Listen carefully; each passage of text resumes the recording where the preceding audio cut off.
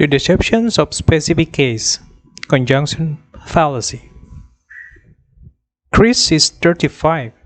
He studied social philosophy and has had an interest in developing countries since he was a teenager. After graduation, he worked for 2 years with the Red Cross in West Africa, then for 3 years in its Geneva headquarters, where he rose to head of the African Aid Department. He then completed an MBA, writing his thesis on corporate social responsibility. What is more likely? A. Chris works for a major bank. Or B. Chris works for a major bank where he runs its third world foundations. A or B. Most people will opt for B. Unfortunately, it's the wrong answer. Option B does not only say that Chris works for a major bank, but also that an additional conditions has been met. Employees who work specifically within the bank's third world foundations comprise a tiny subset of bankers. Therefore, option A is much more likely. The conjunction fallacy is at play when such a subset seems larger than the entire set, which by definitions cannot be the case. Amos Tversky and Nobel laureate Daniel Kahneman have studied this extensively. We are easy prey for the conjunction fallacy because we have an innate attraction to harmonious or plausible stories. The more convincingly, impressively, or vividly that Chris the aid worker is portrayed, the greater the risk of false reasoning.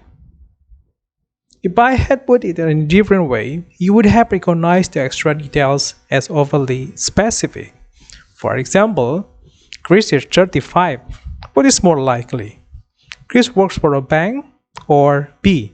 Chris works for a bank in New York where his office is on the 24th floor overlooking Central Park.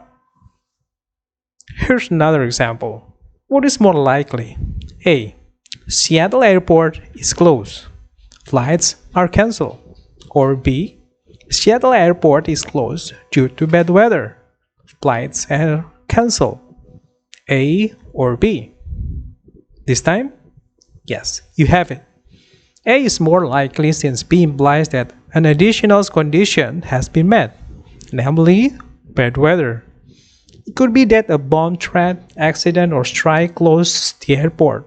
However, when faced with a plausible story, we don't stop to consider such things. Now that you are aware of this, try it out with friends. You will see that most pick B. Even experts are not immune to the conjunction fallacy. In 1982, at an international conference for future research, experts, all of them academics, were divided into two groups. To Group A, Daniel Kahneman presented the following forecast for 1983. Oil consumption will decrease by 30%.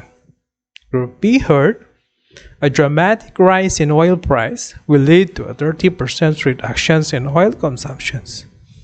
Both groups had to indicate how likely they considered the scenarios.